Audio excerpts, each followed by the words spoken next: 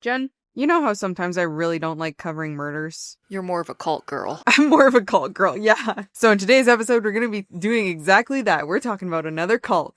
Just kidding. So, the name Frank Gust casts a long and chilling shadow over Germany. A lot of people can't make it through this case from how gross it is. That's because he left his victims behind in such a mutilated state.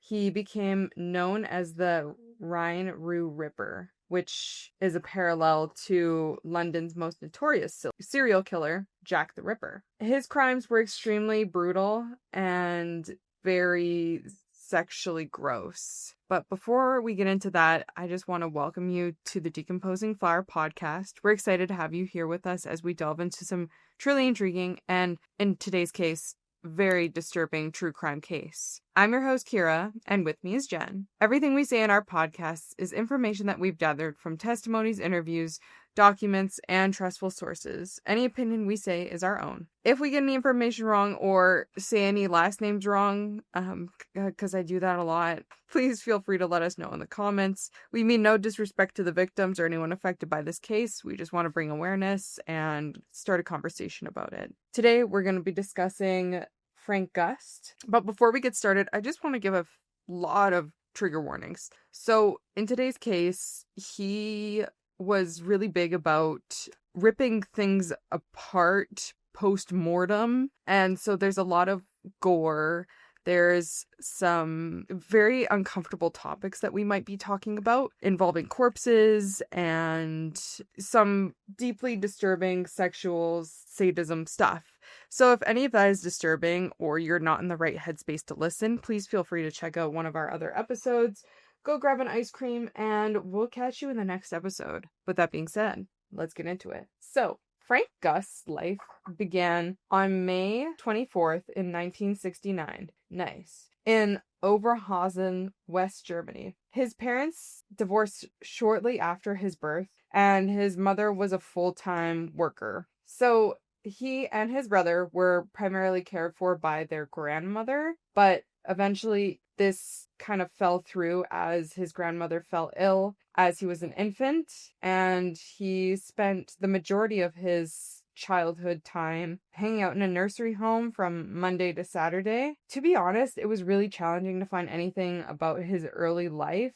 But what I could find, and keep in mind this was like through a lot of internet discourse, but his early childhood was marked by further stresses. So in kindergarten, he was reportedly bullied pretty heavily and endured some sexual abuse by other children. I won't get into it because I don't really know too many details about it, so it's mostly speculation. But in 1977, when his mother remarried and the grandmother finally moved out, he struggled a lot with being shy and how to connect with people. There were a lot of life changes during this time, and he just had a hard time trying to make friends. As a result from this, he got some behaviors that started, and he started wetting the bed, and then he started shoplifting and lying. His stepfather was known for administering pretty severe punishments. And I mean, it doesn't go that far to like speculate that something at home would have been happening, especially if he was bedwetting from stress, because he would have been like anywhere from like 8 to 12 during this time. So that's kind of what I speculate about. But what we do know is a very pivotal and disturbing moment in his whole development, which kind of led him down this path. It occurred when he was around 8 or 9. After being a victim himself for many years, he started doing violence initially against animals, which is always a great sign for becoming a serial killer down the road. As he described to investigators later on, I would assume, he got a guinea pig from a classmate. So his stepfather was allergic to the hair of the guinea pig, and so his grandmother instructed him to go out back and kill it. Totally normal thing. Great job, grandmother. Yeah, he would do that. But what he did was he tied the guinea pig to sticks and attempted to kill it with a concrete slab. But the slab just went through the body and it kind of made it explode, and its insides became outsides. So this sight made him get a great pleasure from it. So seeing all the warm organs came out, and this is like very important for him, it needs to be warm, was so exciting that he zerked off right then and there. And as he was rummaging through the abdominal cavity with his hands, he really enjoyed feeling the feeling of the intestines and the warmth. So this goes on to go on later, as he really enjoyed this sensory experience, I'm going to call it. And in this event, he discovered he had a sexual arousal for torturing, killing, and gutting things, which is green flag for sure, for sure. I'm sorry. Yeah, don't do that. So he would go on to continue to do this to small animals, frequently rabbits, or later on he got a hunting license and a firearm, and he desperately wanted to kill a horse. Like, this was his number one thing he wanted to do. He wanted to kill a horse and go in its entrails. And he would go on to do just that. After killing a bunch of rabbits and sheep, he would eventually find a horse. And what's that movie with the bear and the one that Leonardo DiCaprio finally won an Oscar on? Reverent? Yeah. Anyways, so it's like when Leo guts open the bear and goes and sleeps in it. That's kind of what he did. All the while, he was very turned on, I'm gonna say, and he continued to finish his business there. But the experience of the guinea pig and the rabbits and the increasing torment of animals wasn't enough for him. At the age of 13, he continued to need to escalate this, and he would do this in a pretty depraved act, as he started breaking into morgues to act on necrophilic desires. He would slit open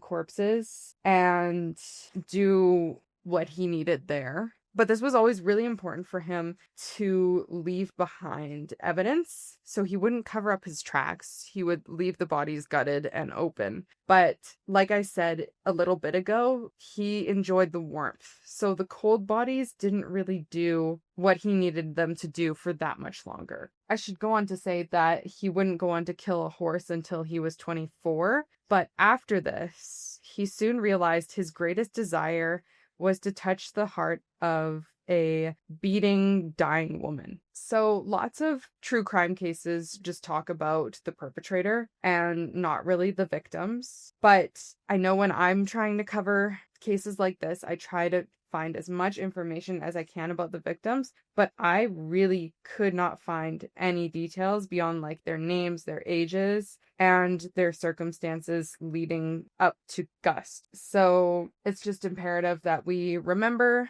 who they are and that they had lives before they were victims. With that being said, his first victim was a woman named Catherine. She was a 28-year-old hitchhiker. And Frank had taken to driving around. So he was married at the time as well.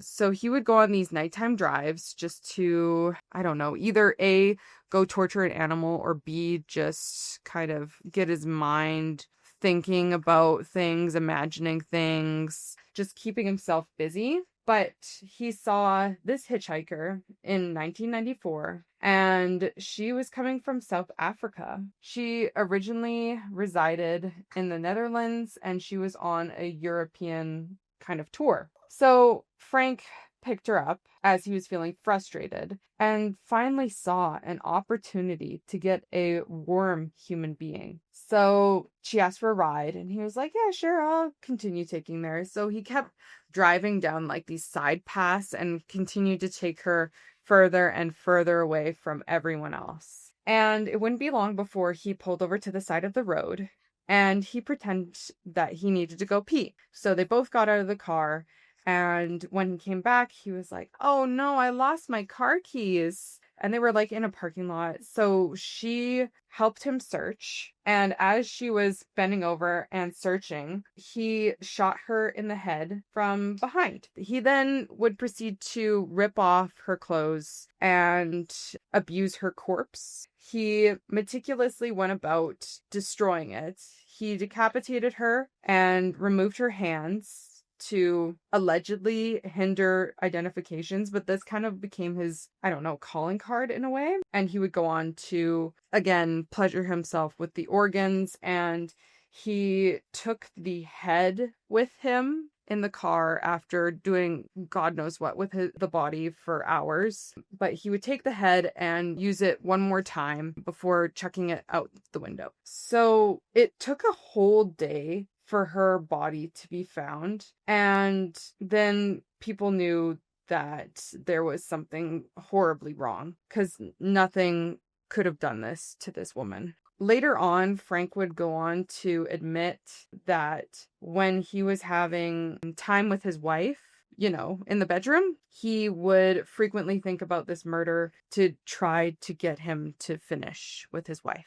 This only lasted for so long, his imagination, before he eventually had to commit another murder. So in 1996, he would go on to drive into the red light district. He had picked her up from Estin Central Station, and he got into an argument with his wife, which led him to want to commit this act. So again, he shot her from behind, took her hands and her head, and again, ripped her open and left her corpse behind for someone to find. Because again, he really wanted people to find the bodies. And I'm going to say something right now that I will cover more in depth later, but he wouldn't be quiet about the murders. Like, he wasn't actively trying to hide. So he would tell people about the murders. I believe there was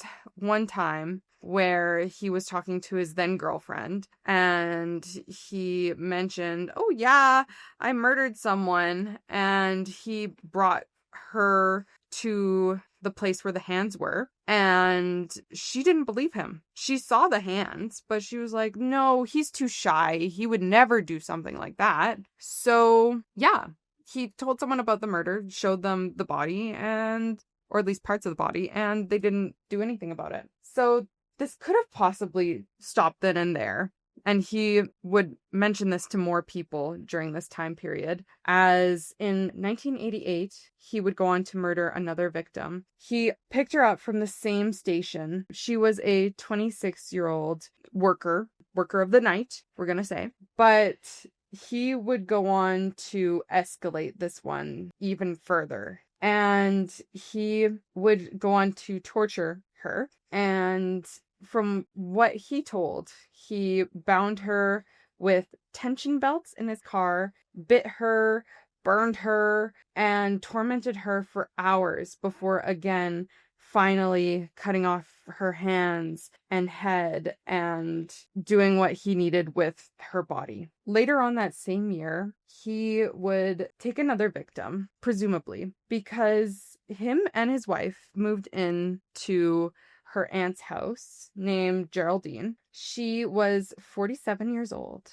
and it's thought that this murder occurred in April of 1988. Later on in court, he would say that he helped her commit suicide out of pity, but she likely was just murdered to prevent her from reporting him to the police. So he said that he dismembered the body and threw parts into the forest, but Geraldine has been the one body that has never been found. It's safe to say that murder was no longer doing it for him. He needed to torture his victims. And it's interesting to note that with his murders, with Catherine, he was disappointed that the act of murdering her still wasn't what he wished for. Again, remember, his ultimate fantasy was touching a pulsing heart. It wasn't until he killed Sandra that his focus shifted, and he realized that with murdering more people, he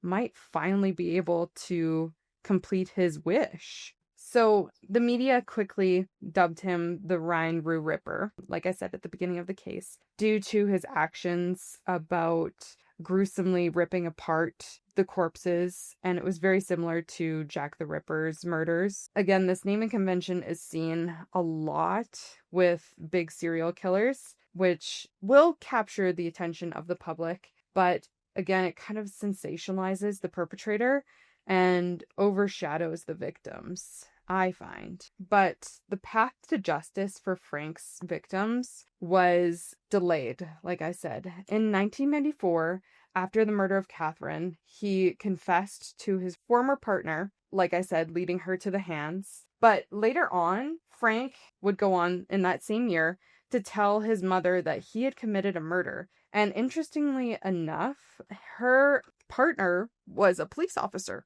but she didn't do anything. It wasn't until 1999 when his mother finally talked to a friend who went to the police. Then the police finally investigated Frank. This whole thing could have stopped, and 2 more lives potentially could have been saved. But upon his arrest, he told a confession, and then later on he recanted it. But during the trial, his conviction was secured through pretty diligent research and DNA traces found at the crime scenes. And due to this compelling evidence, he made a confession. And interestingly, he also insisted that his wife needed to be present for when he made his statement. On September 21st of 2000, the court sentenced Frank to life imprisonment for the 4 counts of murder. During his kind of sentencing, one of the conditions was that he needed to undergo therapy because he had a diminished culpability. And so he began serving his sentence in a forensic correctional facility. However, after only 6 months, he said in therapy that he needed to go to a regular prison as he declared himself untreatable, and he always would remain a threat to the people. If free, he would continue to live out his dying wishes. So Frank is currently incarcerated at Rural Correctional Facility, something that just kind of shakes me to my bones about this whole situation. So he has been granted a regular supervised leave since 2020. He's also remarried and applied for release after serving his sentence. Though a decision has yet to be made, he is currently scheduled to be released in 2026, so next year.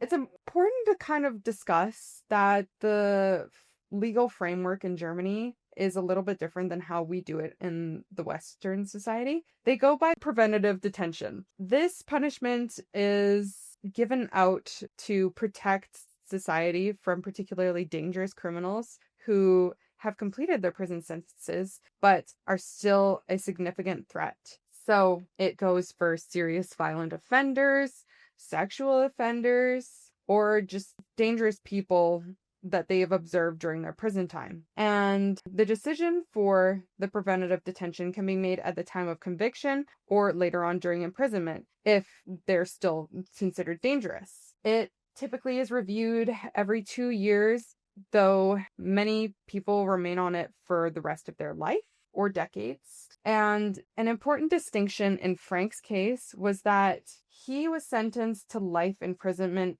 without the subsequent detention. So while a life sentence in Germany often means eligible for parole after 15 years, the absence of the detention means that his release is contingent on a couple different assessments of his danger to society. He did say that he was untreatable and still has these dangerous fantasies after years of being in prison, but now he says he is a changed man. So I guess we'll see what happens next year, or if there's any developments in the case, we'll always pin it down in the comments below. But the Frank Gust case remains a chilling reminder about just how dark someone can be. His story is pretty disgusting, but through all this, it's important to remember the lives of Catherine, Savinsha, Sandra, and Geraldine. Although I couldn't find much on their lives. They were still real, and their loss to their family was profound. And it's important to remember that these serial killers are real and they're not just kind of works of fiction. So we shouldn't just lose victims in the footnotes of the story of the killers. And that's where I'm going to leave it with today's case. Thank you so much for listening. We hope we explained this case with as much factual information as we could. Again, we meant no harm. If we said anything wrong, please let us know and get involved in the discussion in the comments below. We'll see you in the next episode. Bye.